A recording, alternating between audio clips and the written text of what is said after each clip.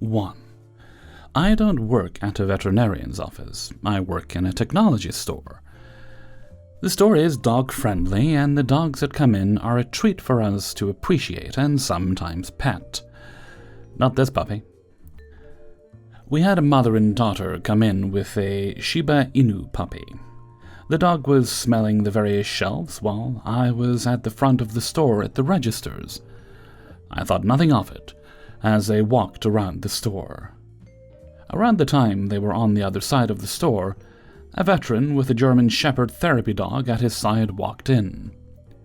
This dog was perfectly trained, and they also walked around. Both groups approached my register about 10 minutes later, with the puppy first.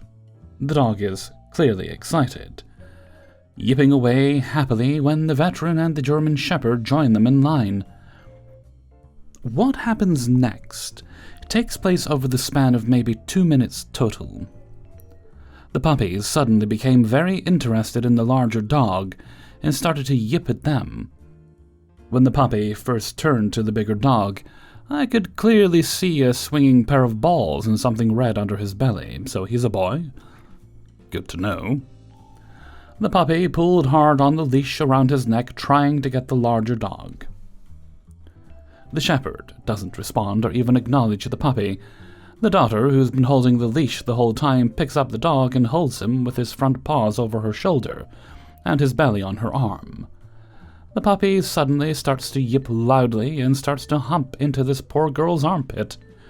She half drops and sets the dog down quickly when she realizes this. The puppy turns back to the bigger dog, shaking and barking intensely. I look down, and I clearly see the dog's very erect penis with a large amount of semen leaking out very quickly onto the carpet. As politely as I can muster, I say to the daughter, "Excuse me, ma'am, your dog is having an accident." The daughter sees what her puppy is doing, quickly grabs the dog, as it's still leaking onto the floor, and runs out of the store. The mother is frantically apologizing to everyone as she finishes paying, and also quickly runs out of the store. One of the managers on duty had me pull a wet vacuum out of storage and a wet floor sign. I had to disinfect and vacuum the area before I could go home. Ugh. 2. I was just hired as a seasonal sales associate for Bath & Body Works about a month ago. We have strong staff members and enough hours to go around. I work in the northeastern U.S. for reference.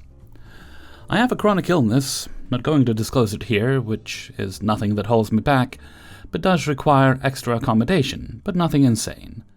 Maybe a 2-minute break to have a drink of water or orange juice, and to use the bathroom. I am a thorough, organized patient worker. I love people and in fact thrive off personal interaction. I stock shelves, help with floor sets, train new employees, and was promoted to the next step within 2 weeks of working here. The associates are mostly kind, supportive, and outgoing in a busy store. Interaction is minimal unless it's that quiet. We're working before the store is physically open, etc. There are some who I don't share or open up much about. I don't like talking shit about my bosses or gossiping about coworkers, it's not my style. However, management is hell on wheels. I have not been properly trained or have been accused of stealing from a drawer on a day I wasn't even near the cash register. Have closed on my own with bare minimum training. Have been talked shit about behind my back and to my face, then bullied into coming in early or staying late. In fact, I have worked 6 or 7 days for almost a month or 6 weeks straight. I embarked orders like I'm a dog and get in trouble for the stupidest things possible. The thing is, I understand retail is what it is. I have thick skin, but I am chewed down to the wire.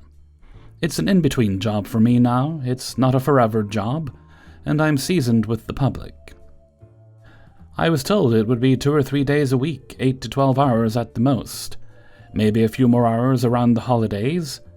We cannot take time off on Black Friday or Candle Day. Well, I work 6 to 8 hours a day sometimes. I'm told to stay late without the option to go home. If I leave, I could lose my job. I'm waiting for another callback from another job. I've been called in on days off when numbers are too low because I'm a strong seller. If I don't answer, I will be hunted down until I do. The last Sunday was a floor set, my first one. I was told I had everything, props and product. I look at the cart and every single box was for a different set that I had to unbox before getting the other items. I was frustrated. I've had instances where I needed to take care of a health matter and told to wait. I've been told to stay in the front of the store and almost had 3 health crises that were narrowly avoided.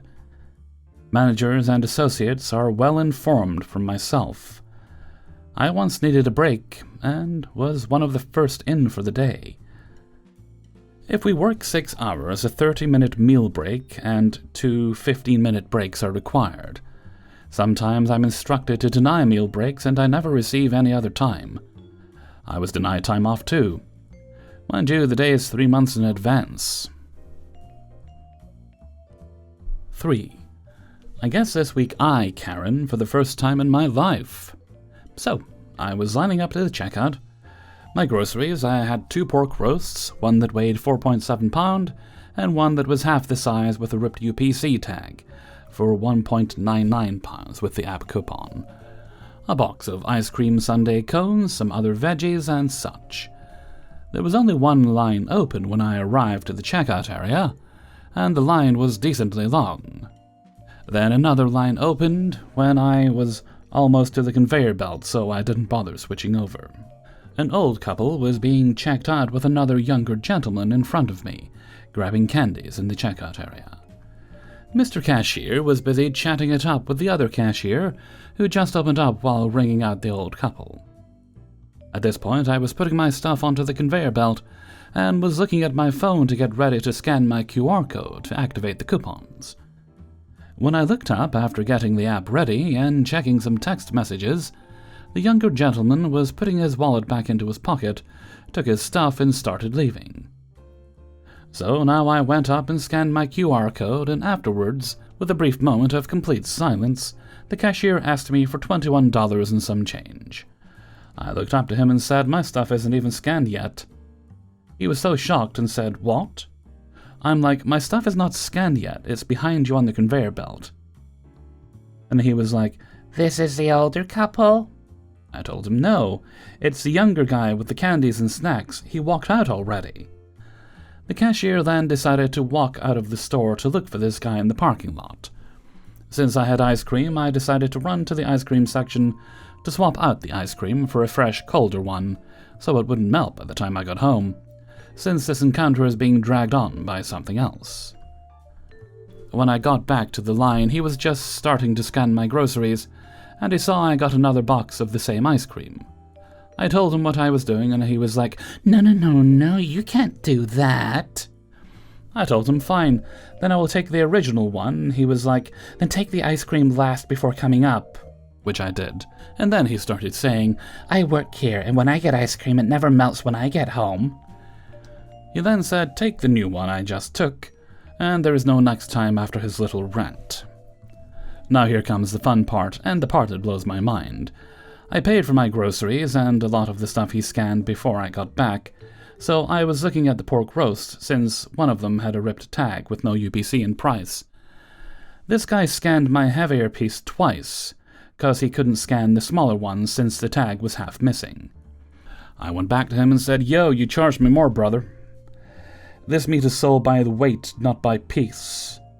He gave me this nasty attitude while rolling back his eyes and also said, "Look, I've got too much stuff to deal with. Look at this line. I don't want to deal with your problems." I kept telling him what's the issue, and he just didn't want to deal with it. He was like, "Fine, I'll refund it. Next time don't get anything that doesn't have a tag." I needed 2 pork roasts, so I went back to grab another one that weighed 5 pounds. And the app coupons has 7 uses, as long as it is a separate transaction. When I gave it to him, he was like, "Look, this one costs more than the other 2 you had. Why didn't you just take the first one I gave you? Now you're spending more money." I told him, "Brother, it's not about how much money I'm spending, it's you charging me for a smaller piece of meat for the same price as the bigger one." "Oh, You really don't get what I'm trying to tell you, right? In my mind, I was like, what in the world are you talking about? Now, at this point, he scanned the replacement pork roast, and I needed to scan my QR code. He skipped the part where I can scan my QR code in his cash register system. So I told him, I can't scan my code, buddy. Oh, you already used it and you can't use it anymore. I reminded him there's a 7 usage limit upon this coupon.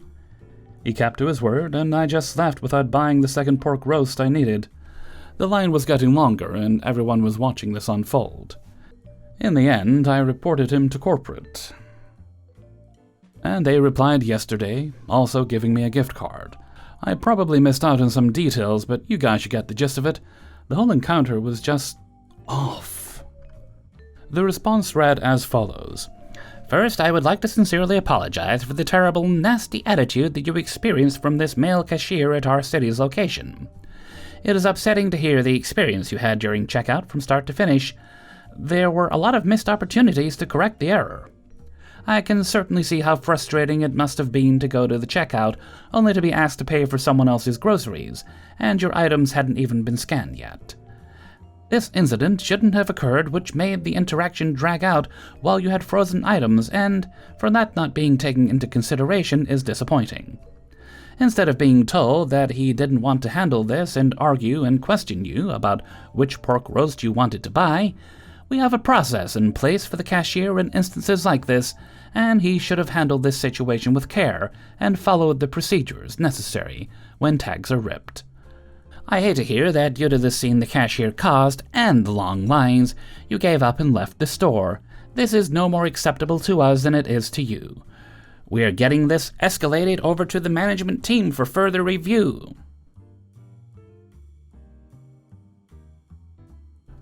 4. Corporate gas station chain cashier here. Just made it through a fairly rough week, and figured I'd share a few more minor customer interactions that have really gotten under my skin.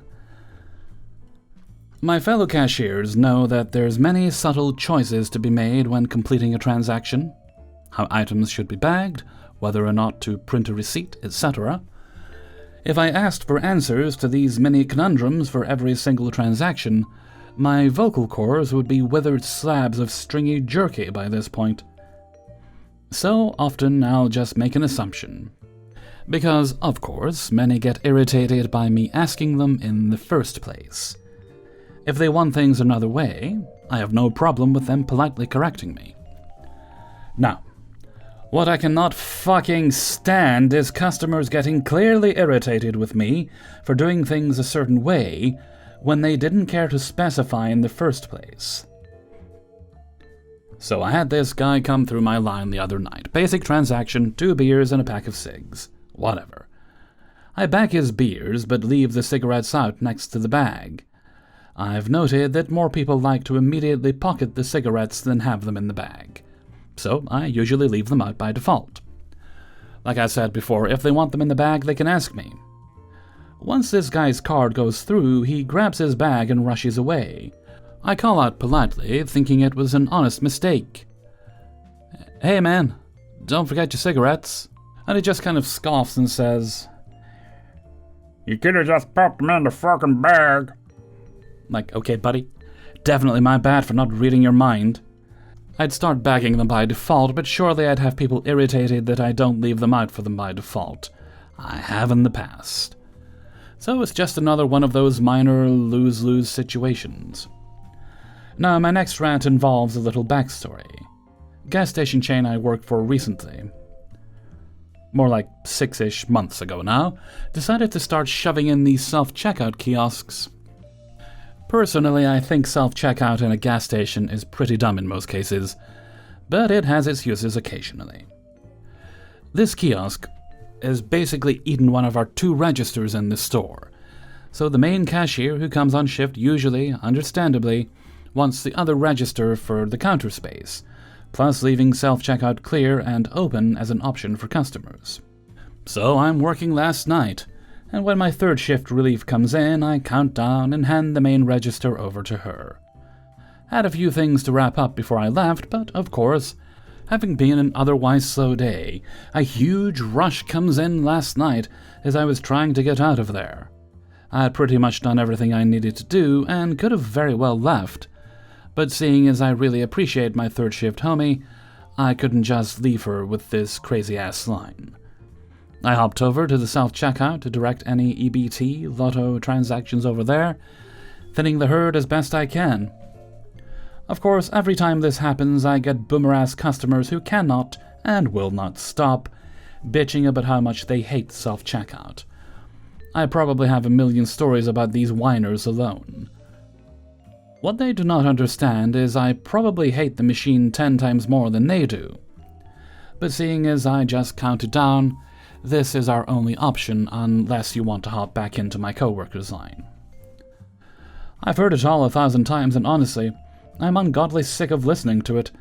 It is not mandatory. You wanted to skip the line, so you get to deal with the glories of modern technology. Please shut the fuck up.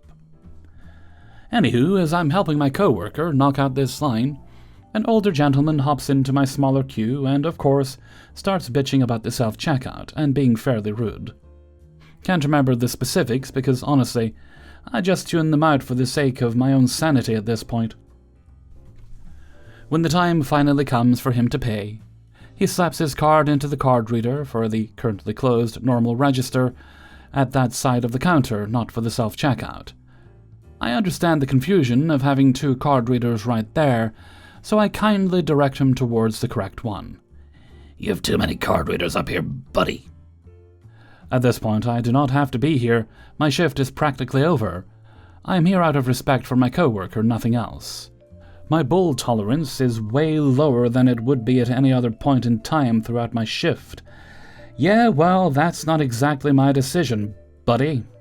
I respond in place of what would usually be some apologetic customer service nonsense. Well, it's not mine either, he says. The rest of the transaction was pretty much just awkward silence.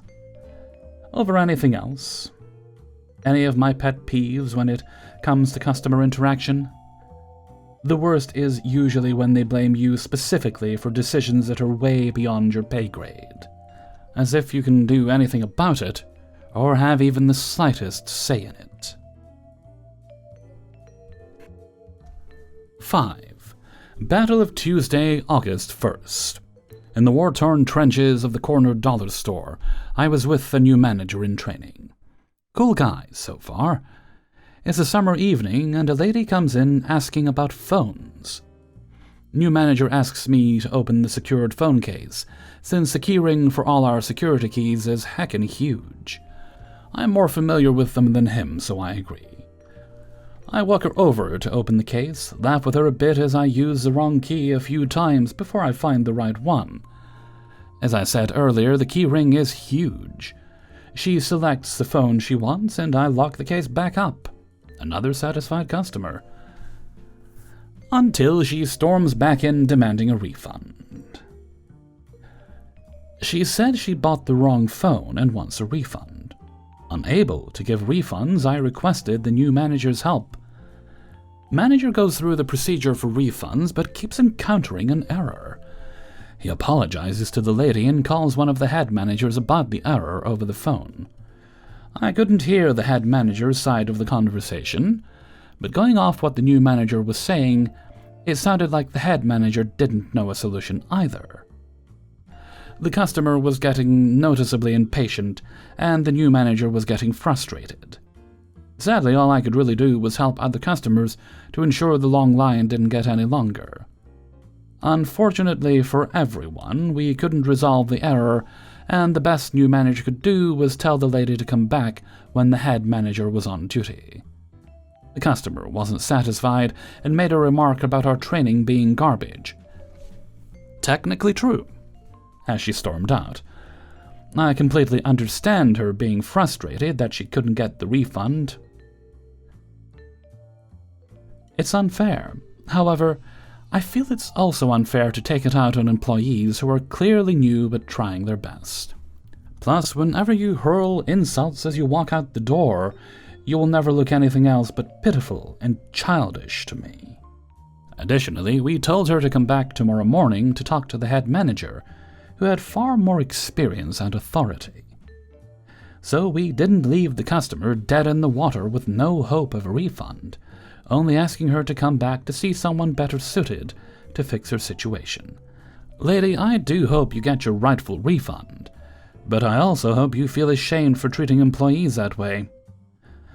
Anyway, back into the trenches I go.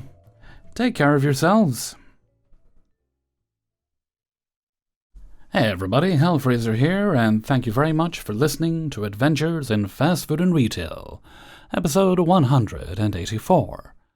And thank you very much to everybody who allowed me to use their stories in this video.